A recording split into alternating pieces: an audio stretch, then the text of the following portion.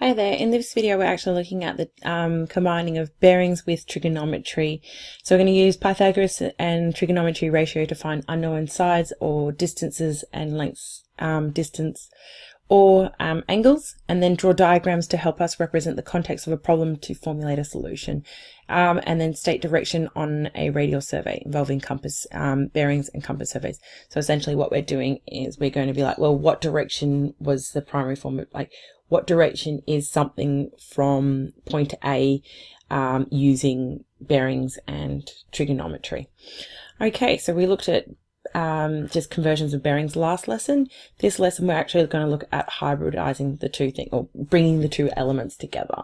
So a couple of things to always note is that if a diagram is given, identify your right angle triangles. So that's going to be your first thing to look for. Then if you can, once you get your right angle triangles, start deciphering what ratios can I use, so sine, cos and tan, and what degrees have been given to me, or what am I looking for, an unknown angle and distance, or what direction. So when it says like what direction, it's asking you to give us a compass bearing. So think of that in terms of angles.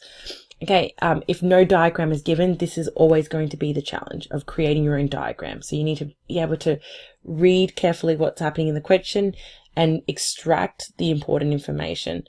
And you will often find a question will have person is moving in one direction and then they change direction. That will always happen, and it's generally there to kind of challenge you, and also identify if you can really utilize your knowledge properly.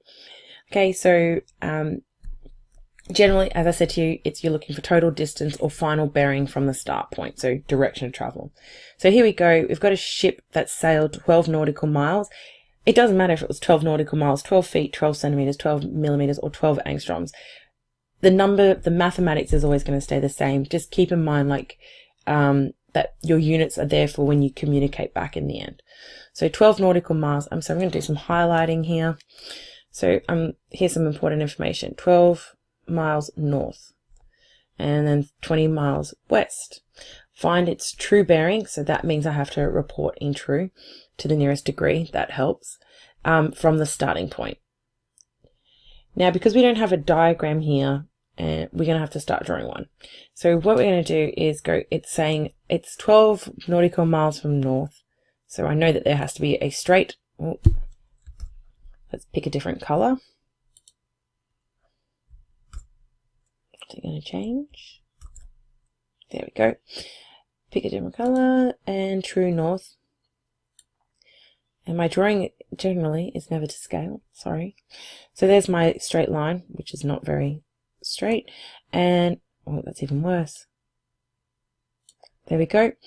And so that's my 12 nautical miles, and I'm going 20 nautical miles west.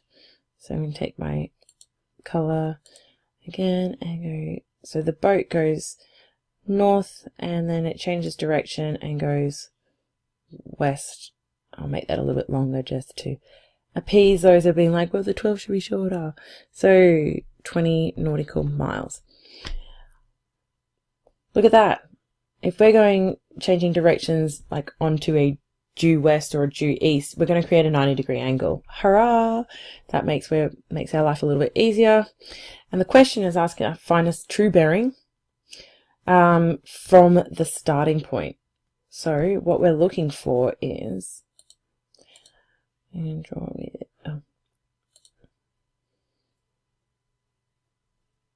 Hopefully I can do this nicely.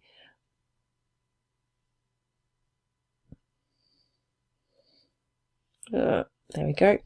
So what we are looking for then is this angle, because it's saying from the starting point. So this is start, and we're looking for theta here.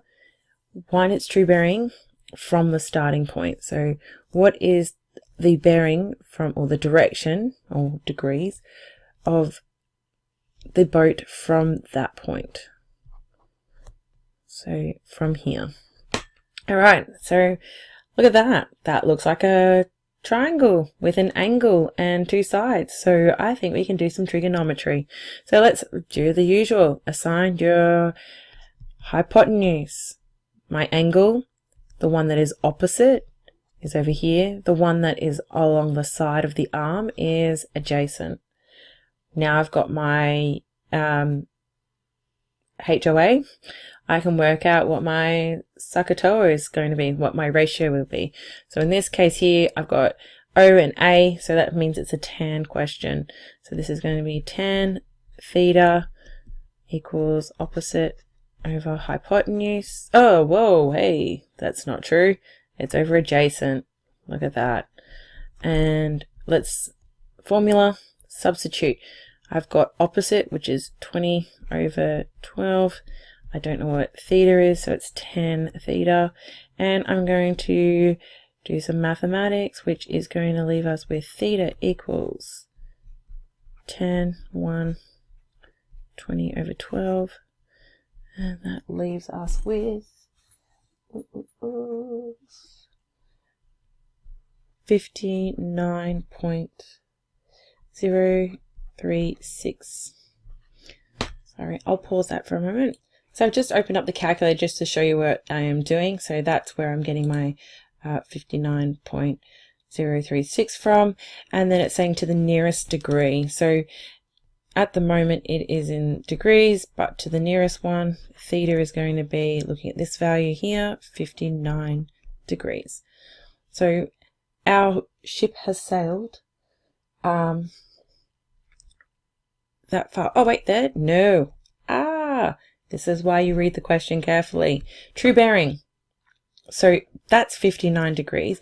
Now if I come back over here and actually, can I draw? Nope, that one.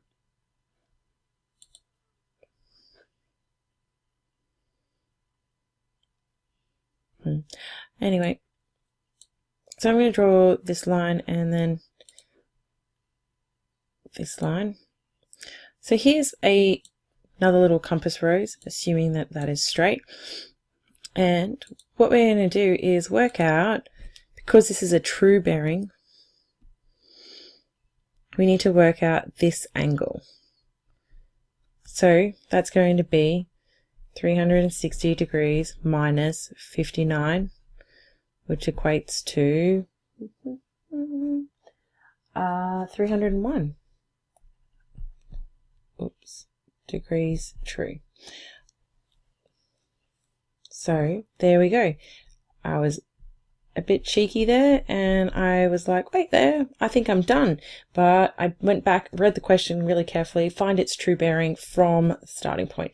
So yes, that is the angle in the right angle triangle. However, it is not the true bearing. Can you see how now, like, it's not just a trigonometry question. It's not just like converting bearing or compass bearings, compass points. It's now bringing the two skills together. So that is in the next one. So we'll do this one and then you're on your own. Okay, so town Y, that's annoying me that it can't just sit there. There we go. Town Y, 40 k's due south. So let's do some highlighting of important information.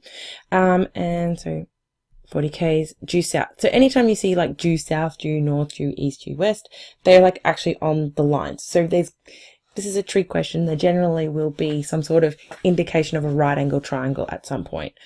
And then town X is due west of town Z. The bearing of, now here we go, is getting Z from X is 110 degrees true. What is the angle of ZYX? So this needs a diagram, and the distance from X to Z to the nearest kilometer. So let's start off with a diagram. So I'm going to start off with some black lines. Town Y is due south of X and due west of Z. So here is my straight line, and there is another one. Okay, because if I'm reading this carefully, I'm seeing that town Y is due south of town X and due west of Z. So it's west of Z, south of X.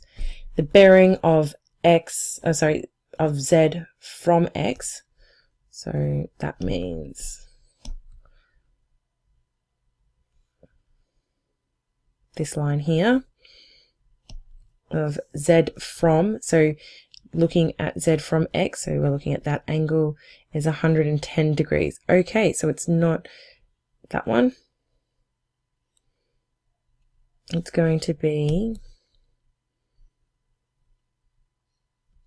because I'm cheating here, that's 110 degrees. True. Now it's asking us what is the size of the angle ZXY. So ZXY, so it is looking for this angle here. So that's our theta. And what is the distance of X to Z? So X to Z, so we are looking for this X here. We can even call it our hypotenuse to get started. Cool. So first thing we need to do is work out what is this angle here. So if we think back to our bearings, so question 1 is that we have south, north, there's 110 degrees. It's like, well, what's this angle here, or theta? So that's going to be 180 minus 110, because there's 180 degrees from north to south, and that is going to give us 70 degrees. Yes. Okay, now that we've got our theta, so 70 degrees, we can now find this. Because this information, which I did not write in here, is 40 kilometers, and we need to find this one, and we have a theta. So assigning hypotenuse, looking across, there's an opposite, this is adjacent, so the things that we have are this one, and this one, which means that this is a cos question. So we're looking for the distance, which is this here. So 2 is cos theta equals adjacent over hypotenuse, which equals cos, substitute in 70 degrees, adjacent, which is 40 kilometers, over hypotenuse, we're going to call that h. Now we can see here that it's one of those ones where the algebra is where you switch.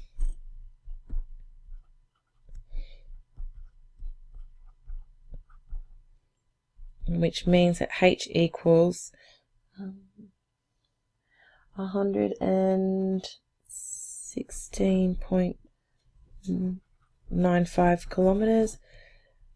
Sorry, I'm running out of space, which then means that h to the nearest kilometer is 117 kilometers. So the distance between town X and Z is 117 kilometers. So we've answered both questions using trigonometry and bearings to help us. Okay, thanks guys, all the best.